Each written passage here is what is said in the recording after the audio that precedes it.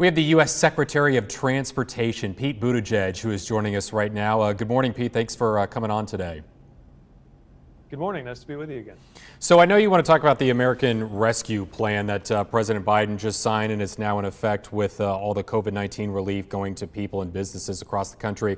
I'm also interested, though, in the infrastructure plan and this $3 trillion package that's going to be talked about in Congress.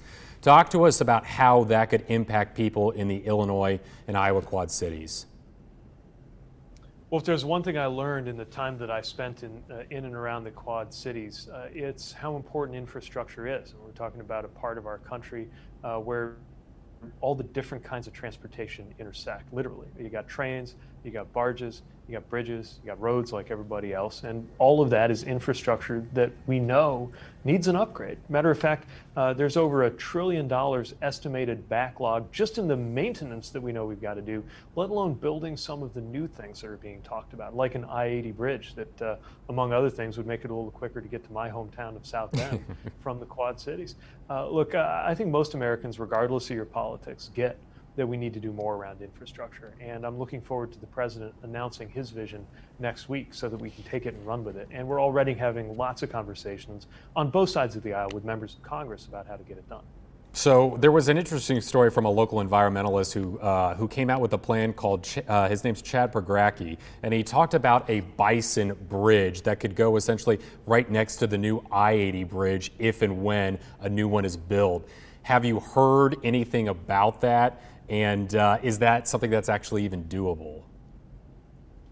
I've heard a little bit about this concept in western states where they have a lot of issues with vehicles striking large animals. I haven't heard as much about this in the Midwest context, but I'll say this. The bottom line for my department is safety. It's the main reason the Department of Transportation exists, and animal strikes are a safety issue. So I'd be interested to learn more about the concepts, and if we can save lives of drivers by making sure that there are new ways of preventing or easing the movement of animals, and if that's something that the agricultural sector would benefit from too, let's have the conversation. So you mentioned trains. The Amtrak, the potential passenger rail project from Chicago to the Quad Cities, has been big here locally. It's been talked about for a decade. Nothing has happened.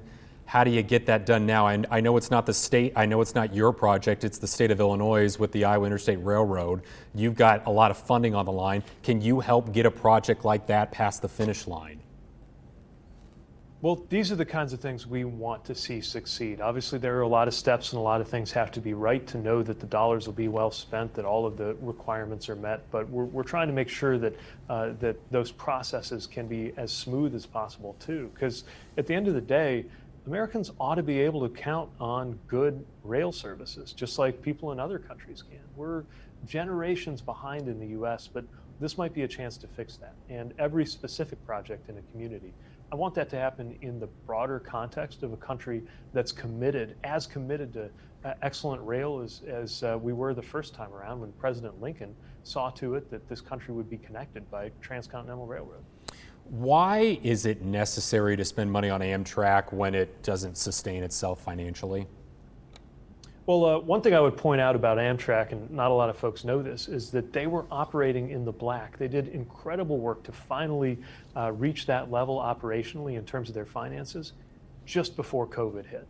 Then COVID came, decimated their revenue, lost their ridership up to 90% at one point. But thanks to the American Rescue Plan, we were able to fill those gaps, prevent layoffs, restore routes, and get Amtrak back on track. Now, in terms of the capital improvement picture, let's acknowledge that whether we're talking about rail or any other form of transportation, there's always been some level of public support. Driving, of course, doesn't pay for itself. We invest public dollars in roads to help make it possible. The same is true in terms of federal support for the aviation sector. And I think we ought to recognize, like every other developed country, that we're better off as a country when we invest in rail too. Speaking of roads, we're almost done with the new I-74 bridge that's so nice to travel across from Iowa to Illinois or vice versa. How do you maybe try to get more infrastructure that would go better for electric vehicles in the future? Because that's something that you're trying to push, is to get more people to stop using cars that go on just regular fuel.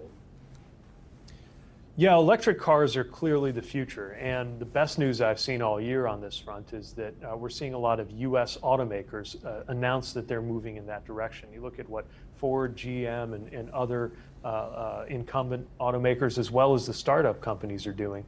And it's really impressive and shows that industry already gets that this is the future. And we have a lot of benefits from it because there's less emissions, no emissions directly out of the vehicle.